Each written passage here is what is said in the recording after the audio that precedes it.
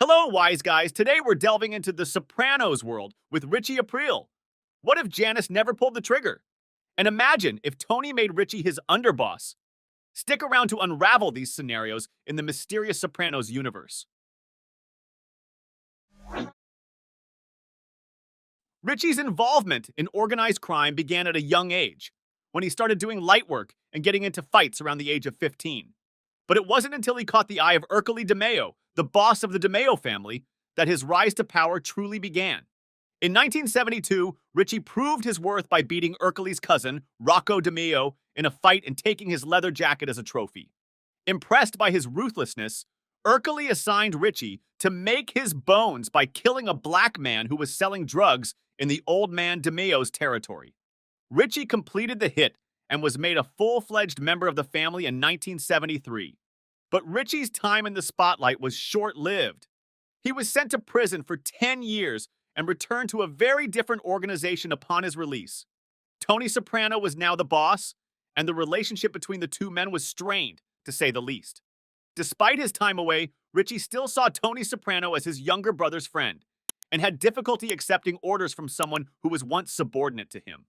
His impetuous and irascible nature made him quick to anger and entitled to inherit everything he wanted simply for paying his dues in prison. Tony recognized Richie's entitlement and promised to work to give him his due, but Richie immediately rebuffed that offer, stating that what was his was not Tony's to give. This tension between the two men continued to escalate throughout the season, leading to some of the show's most memorable and violent moments. One of Richie's first actions as a free man was to confront his old partner Beansy, who was an associate of Tony Soprano. Richie's violent behavior was a hallmark of his time on The Sopranos, and his interactions with Beansy were no exception. After attempting to claim money from Beansy and failing to receive payment at his welcome back party, Richie became increasingly agitated and confrontational. He eventually tracked Beansy down and threatened to shoot him if he didn't pay up. This kind of behavior was all too common for Richie, who often used violence and intimidation to get what he wanted. The situation only escalated from there when Richie waited for Beansy by his car and rammed him with his own vehicle, crushing him between the two cars. And if that wasn't enough, Richie then ran over the paralyzed Beansy with his car twice, leaving him permanently disabled. Tony was forced to intervene and make amends by forcing Richie to build Beansy a ramp for his wheelchair. But even this act of contrition was met with hostility, as Richie famously quipped to Paulie and Silvio, "I'll build a ramp up to your ass. Drive a Lionel up in there." Richie's loan to Tony's childhood friend and gambler David Scatino proved to be a catalyst for one of the most intense and violent confrontations of the season. When Scatino managed to get a seat at Tony's high-stakes game, Richie flew into a rage and threatened to harm him. I think he even had another Lionel ready. Tony intervened to protect his player and sent Richie away. Later, Tony punished Richie for his disruptive behavior by freezing his debt until Scatino's debt to Tony was retired. It's no secret that Richie had a severe Napoleon complex, and this often manifested in his need to prove his toughness and strength to others. His behavior towards Beansy and others was motivated by his deep-seated insecurities about his size and stature. In reality, Richie's actions were nothing more than attempts to compensate for his perceived shortcomings. He wanted people to know that he was a tough guy, and he used violence and intimidation to achieve this end. In the episode Full Leather Jacket, Richie gives Tony Soprano a vintage leather jacket that was taken from tough guy Rocco DeMeo as a sign of friendship. Richie boasted Tony about how he took down tough guy Rocco DeMeo, who was once considered the toughest person around. According to Richie, Rocco was nowhere to be seen after he got through with him. This was just one example of Richie's need to prove himself and show others that he was a force to be reckoned with. Tony hesitantly accepts the gift, but then passes it on to the husband of his cleaning woman, Liliana, who is a mechanical engineer from Poland and currently works as a cab driver. Richie is enraged when he sees Liliana's husband wearing the jacket while dropping off food he had made for Carmela. This makes Richie feel depressed and angry, as he believed that the jacket was a symbol of his toughness and power. But tensions between Richie and Tony continued to simmer. Richie disliked Tony's protege and made man, Christopher Moltisanti, due to his violent relationship with Richie's niece. Their constant friction and disagreements eventually led to a failed attempt on Christopher's life by two young associates of the Soprano crew, Matthew and Sean. The two associates were hoping to impress Richie with their loyalty and willingness to take out one of his enemies. However, Their plan ultimately failed, and they were both killed by Tony and his crew. Despite having nothing to do with the planning of the hit, Richie refused to help Matthew afterwards. This incident only served to further strain the relationship between Richie and Tony. But as they say, trouble doesn't come alone. Upon his release, Richie resumed his old relationship with Tony's sister, Janice Soprano, and the two eventually became engaged. However, Janice frequently encouraged Richie to defy Tony, as she wanted to be married to the boss herself. Their relationship took a dark turn one night when Janice made a comment that upset Richie.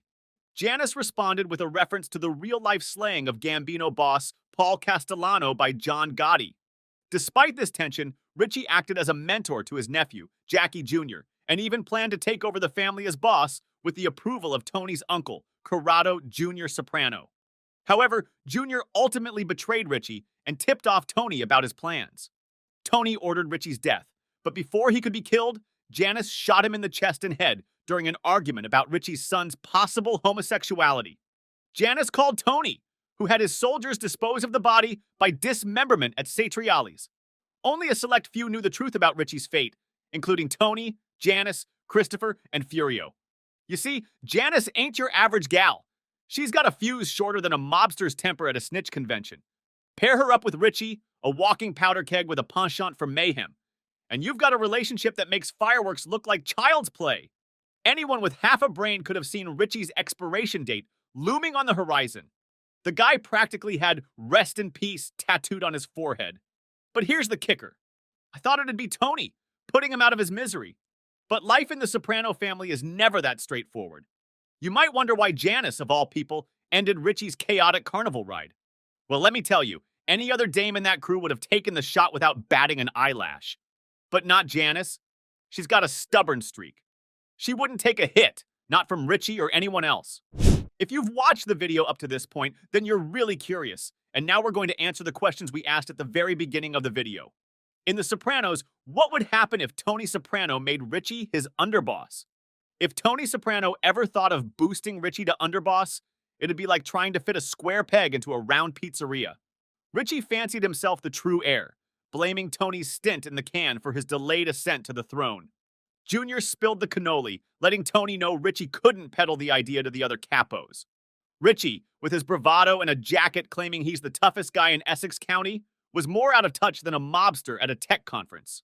With no crew backing and everyone living the good life under Tony's rule, Richie's demands for so-called dues were as welcome as a rat in the Bing. Richie, hungry for power, would have ended up as Tony's personal betrayer.